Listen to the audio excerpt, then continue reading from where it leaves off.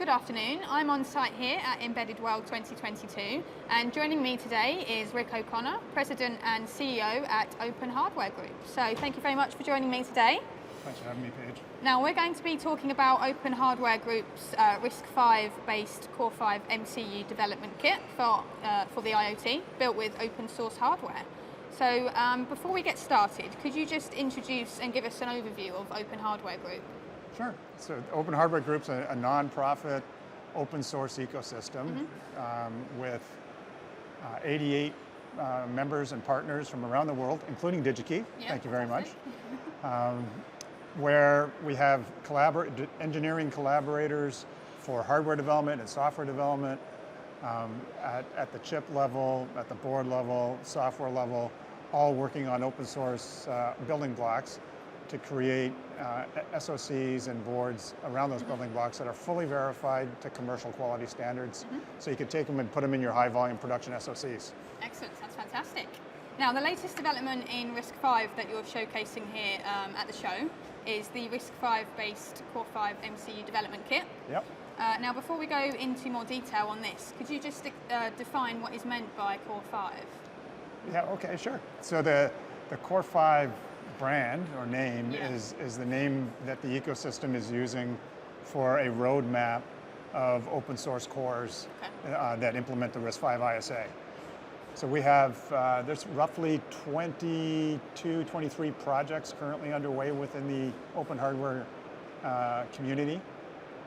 And of those projects, there's 11 different cores in the Core5 family, from very small, deeply embedded size cores to higher end application cores and vector processors and so on. So they all fit underneath the Core5 family. Right, okay. And that 5, Roman numeral V kind of thing is, or V, Roman numeral 5, is a play on RISC-V, the V in RISC-V, which stands for the 5th generation of RISC architecture research at Berkeley. So we just borrowed the 5 from that and called it Core5. Excellent, very clever. Now, using any previous RISC-V technologies for a point of comparison, could you introduce this development kit for us and tell us what makes it different to preceding RISC-V technologies? Right, so this Core5 MCU development kit includes a 32-bit embedded class 4-stage deep pipeline core. It's kind of equivalent in performance and size to like a Cortex M4 from ARM, just in terms of size to position it.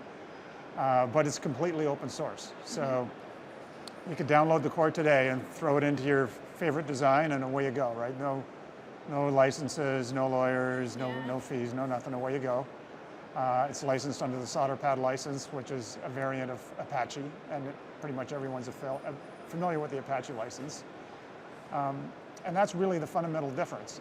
But it's open source with an industrial, commercial grade quality, if you will.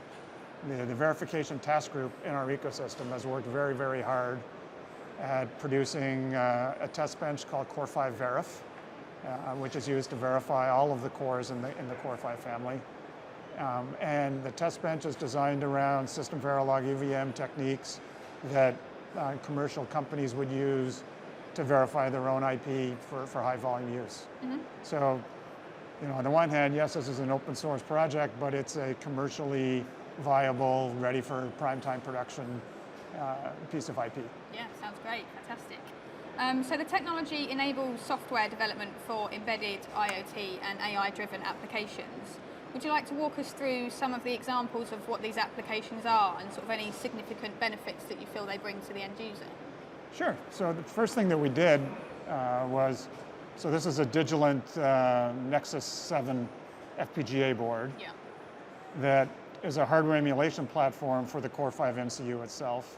So that core I was talking about integrated into an MCU design, emulated in the Xilinx FPGA on here.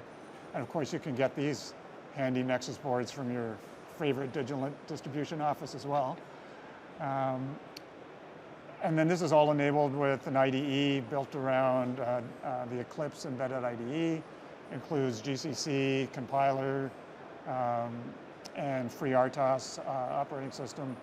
But the Core5 MCU also includes an embedded FPGA array where you can embed your own accelerator, AI accelerator, machine learning accelerator right next to the core to enable all kinds of smart, power sensitive but performant requirement IoT edge applications, pattern recognition, facial recognition, video detection, all kinds of stuff. So it's a pretty powerful little platform. The possibilities are endless. Oh, well, there you go. Now, the major project that you're focused on here at the show is to use the dev kit to emulate an array of interconnected weather station sensors, not just here at the conference, obviously, but even at various locations around the world. So could you give us an overview of how the dev kit has achieved this and how you expect such an exciting use of the technology sort of will translate to similar applications in the real world? Right, so we're emulating a weather station fleet or some kind of fleet enabled with IoT sensors. Yeah. So in this case, a temperature sensor, it's not, that in and of itself is not the technical marvel, right? That's no big cheese, so to speak. But what we've done is integrated a Wi-Fi radio from Espressif that implements Amazon's Express Link protocol. So these development kits are connected into Amazon Cloud, and you can see that this board's live and running. There's boards at the Amazon booth. There's a board in the OpenHardware kiosk in the RISC-V booth. There's a board over at the Embacosm booth all here at Embedded World.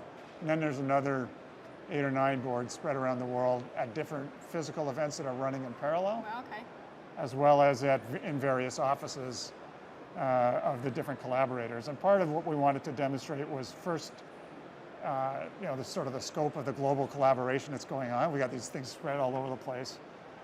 They're collecting temperature in each of their various locations, streaming it up to Amazon Cloud, being authenticated, and then we're displaying that in a Grafana dashboard that has basically all the IoT sensors and their data just streamed up, so you can see that collection of data. Yeah. And like I said earlier, it's not, we haven't solved world hunger here with, measuring temperature and streaming it to the cloud. But this is more, what's unique about this platform is this is open source from the RTL at the core right on through, right? We're running, it's an open source core on an open source MCU, running open source compiler tools on an open source operating system connected into Amazon Cloud, and developed by about 20 different companies all collaborating in an open source public domain engineering environment. Yeah. And all of it to commercial quality standards so you can adopt this IP and use it in your own high volume production SoCs. Yeah, that's fantastic, and a great application example as well. So as you say, the project highlights the open source collaborative development.